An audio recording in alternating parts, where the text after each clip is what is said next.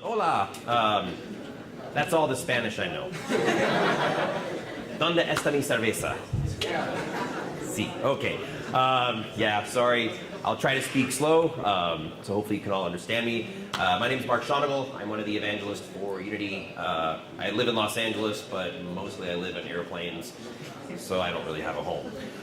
Anyway, what we are going to talk about today is some of the really cool new stuff we have with FBX. Now, this is normally going to be a really, well, the idea of importing and exporting is a pretty boring talk to begin with, so hopefully we'll have some fun here today. It'll be somewhat exciting. But it's really, really important what I'm going to show you today. We've actually announced and signed an agreement with Autodesk to actually have the ability to have Unity. Unity now has access to FBX source code, which is amazing. I've been doing 3D animation for 25 years. I worked for Autodesk for 7 years. And one of the biggest problems that I worked for Softimage, if anyone ever knows what that is. It was like Max and Maya. And in the early days, it was really, really difficult to get models in and out because FBX is a closed file format. It's not open source. So with this new agreement with Autodesk, now that they've stopped developing Stingray for games, they decided, you know, we should work together with Unity and make this the best that we can. So what you're going to see today is now all the new one-click round-tripping workflows that we have with Unity. If you're a Max artist or a Maya artist, this is incredible news. Your life is going to be a lot easier going forward. So I don't have a lot of slides. I want to show you some software. So let's do that. So here we have a cool scene. This is from the game Anti-Graviator and by the company Cybernetic Walrus. And they were kind enough to give us these assets here. So what I'm going to show you is just how we can do some nice Maya back and forth to Unity workflow. So I've got this little object down here. I'm going to zoom in on that guy. So this is what we call a gray box, or just a placeholder. This is where I want to build my vehicle. So in the past, or I guess even still today, you could have Maya modelers working on different models, but getting those models back and forth into Maya, back into Unity, and then making changes to them were very, very difficult. So the reason I have this box here is just for the placeholder. This is where I want my new vehicle to go, and I'm going to tell my Maya artist, hey, go build me a model of a car. So to do that, I'm going to load up the new FBX import tools. So the way you find them is you go to the asset store. They're going to be part of the core of Unity very soon. Right now they're just a download that you can get, just like you do anything else off the asset store. Obviously it's free, so you go ahead and import that. And once you import that, it gives you some nice new options. So if I go to my project settings, we now have FBX export under here at the bottom. If I click on that, it brings us these settings right there. Not a whole lot. But what it does is it gives us an export path. Where do you want to export your FBX models? Because I can now actually export models back into Unity or back into Maya, bring them back the other way. And it's going to create this directory right there. I've called it _FBX, so it puts it right at the top.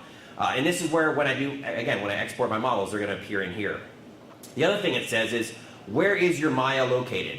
What version of Maya do you have? It automatically scans your hard drive for it, or it looks at your environment variables. And then what I can do is just click the Install Unity integration. And what that does is it launches Maya, installs the Unity plugin, closes Maya, and now you're good to go forever. So you only have to do that once. Once you do that, it allows you to do this. I'm going to right-click on my game object that's containing this object, and I've got these two new export features here. I can just export the model straight as an FBX, or I can create a link prefab. And if you do the link prefab method, this lets us do a nice back-and-forth workflow. So that's what I'm going to show you. So I'll just go ahead and click on that. And what it did is it just exported my model, and it created these two objects right here, these two new Unity assets. One of them is your FBX model, and one of them is a prefab. If I now go into Maya, let's go into Maya, and it says the new features are in green. Once you install that plugin, look, we now have Unity import and export right there inside of Maya. So I'll just go to import, and I'm going to find my folder. It's the _FBX file. And these are the files it created. There's my FBX file, there's my prefab, and the two metadata files as well.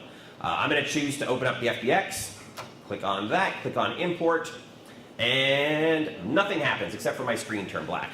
The reason my screen turned black, if I zoom out, is because it's huge. We're inside of the cube. So one thing that's really important to do is you need to set your scaling. So I'm going to go here to Windows, Settings, Preferences, and back to settings, more preferences, and there. I'm going to change this from centimeter to meter. I could have done that before this started, but I wanted you to see that that you need to do that. So go ahead and do that. Click on Save, and now if I zoom out of it, you can see our grid boxes are yeah, our floor grid there is basically, it's a nice normal size. So this is now corresponding to meters, so all is good. So let's just now pretend I'm the world's fastest modeler. And I'm going to model a ship, which I thought I was going to have this guy already up. Where did I put it? It's in here. Nope, not in there. Where did I put it? Hover eraser, there it is. Assets. Sorry, models. I meant to have this already there. Cool. Nope, not that one. This one. Yes, so here we go. So I got my spaceship PBS. Just going to drag and drop that in. And I'm the fastest, craziest modeler ever. Look at that. I just did that. Isn't that amazing? Wow. The reason I did that, and the reason I had that cube there, is because I want this vehicle to go right back where that cube was. So here you can see we have a nice Stingray PBR shader. So this is the Stingray physically based shader, just like we have in Unity. This is now fully compatible with Unity. So I can do all of my hyper shading using the Stingray material. And then watch this. All I have to do to export this back to Unity is to populate this little set right there, my Unity FBX export set. So to do that, I'm just going to grab this here in my hierarchy. Going to grab all of these objects. So the ship is made up of several components, and with my middle mouse, I'm going to put them into my export set. Now all I have to do is say File. Actually, you know what? Let's do this the fun way. Let's just make sure this is maximum cool. Let's go like this. Put this here. Watch this. File, Unity, File, Unity, Export.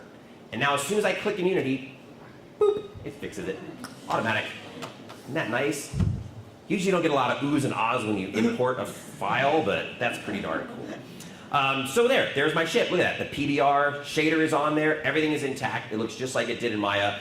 Obviously we have a lot more reflections going on because it's not just a gray world. So that's cool. Very, very cool. We can do so much more. First, let's do this. Let's grab our ship, and I'm going to add a couple components. I'm going to put a physics rigid body, and let's put physics. Let's put a box collider, even though this would be a stupid object to have a box collider on, but you can see it's clearly there. If I press play, which should fall to the floor, boom, great. I have a little camera move, a little effect on there. Cool. All right. If I go back to Maya, I'm going to make a change. Let's go here. Let's just spin my model around. Let's select this portion there. Bring up my little menu. Oh, not that guy there. Sorry. Let's go here. This thing is on a slope and my mouse keeps sliding down. Let's go to face mode. And I'm just going to zoom in and grab a couple faces. So let's grab like this one here. Let me make sure I get the right ones. Let's grab that one. Spin around a little bit. And let's grab this one and that one. Did I get them all? Oh, I'm holding the wrong key. Oh, there we go. Cool. So grab those again. Like this. Perfect. And now if I go to my translate tool, I'm just going to pick them up. And I grab too many. Well, you get the idea. I'm not going to... I grabbed one extra polygon. Oh, well, whatever. Who cares? Let's go and scale that inwards just a little bit. Grab this guy and just pull this over a hair. That's translation again. Whatever. All good. Let's export it again. So File, Unity, Export. Go back to Unity. And boop, there's my wings. Just like so. But look, it preserved all my components. So that's huge. I'm sure all of you have been so annoyed that it doesn't do that. So all of your components are preserved. It goes right back and forth. It's a nice round trip workflow, we call that. So that's fantastic. Super good stuff there. But it doesn't just support modeling changes. We support animation, all kinds of other stuff. So let's go and do a little bit of animation in Maya. So we'll come back over here and I will just add a couple keyframes. Let's just go here to frame 1. I'm going to press the S key to save a key. Go to frame 120, save a keyframe. And then maybe here at frame 60, I'll just pick the ship up just a little bit and save another key. So now I've got this little hovering motion, something like that. Another thing we can export, I'm going to do this all in one shot here, is if I select my ship, I'm going to add a custom attribute. So these are things in Maya that can store any variable, any kind of custom data. So I'm going to call this one temperature, like so.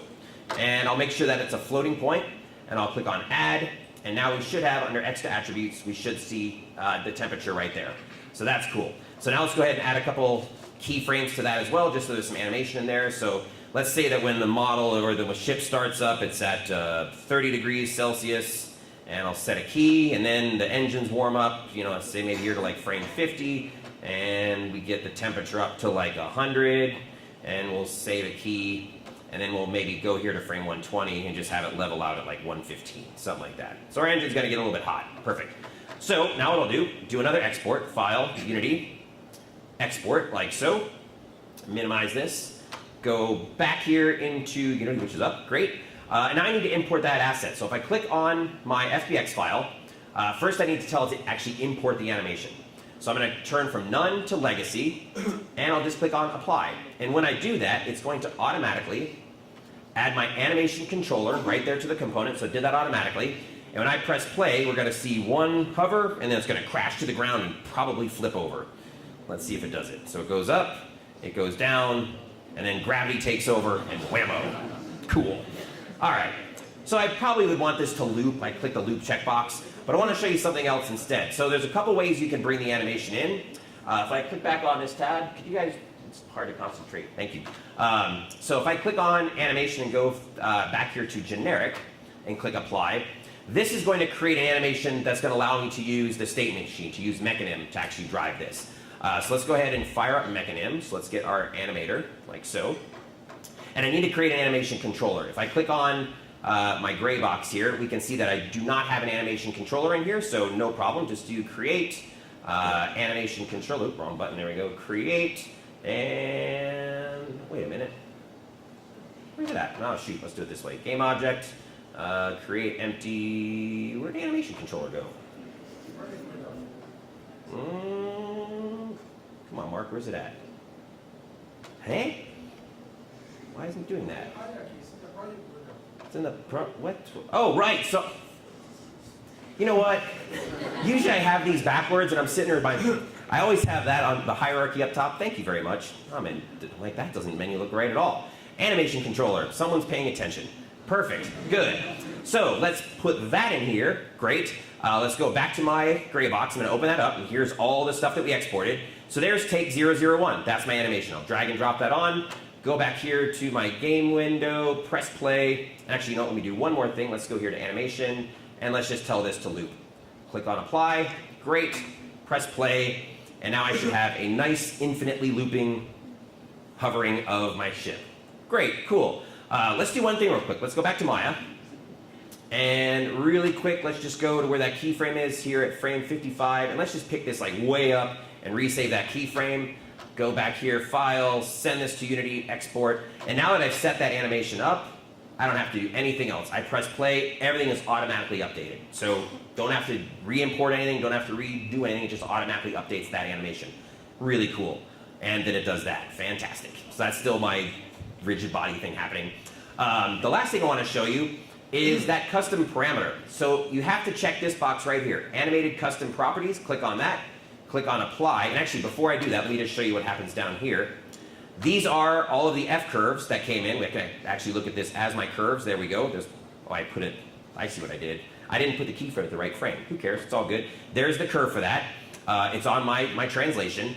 Notice though I don't have my temperature in there, that custom variable. As soon as I click on animated custom properties and check that, click on apply, we should see right there. Now this is coming in as yellow, and so you can see there it is, it's called temperature, and it's missing something. What is it missing? I need to declare that parameter inside of Mechanim. So if I go back to Mechanim, I'm going to tell it, all right, I want to create a parameter, click on the little plus icon, click on a float because I made it a floating point, and type it exactly the way I called it in Maya, temperature, like so. This should turn black. There you go. I didn't have to do anything. Automatically turns black. Now I found the animation. Click this, press F. There's my function curve for the animation, and that's cool. I could use this property now to drive anything, either in the state machine or just use it inside of Unity. So any custom variable, any custom properties inside of Maya will nicely import. We also support cameras, so I could bring a camera in right now. All of your parent-child hierarchies work.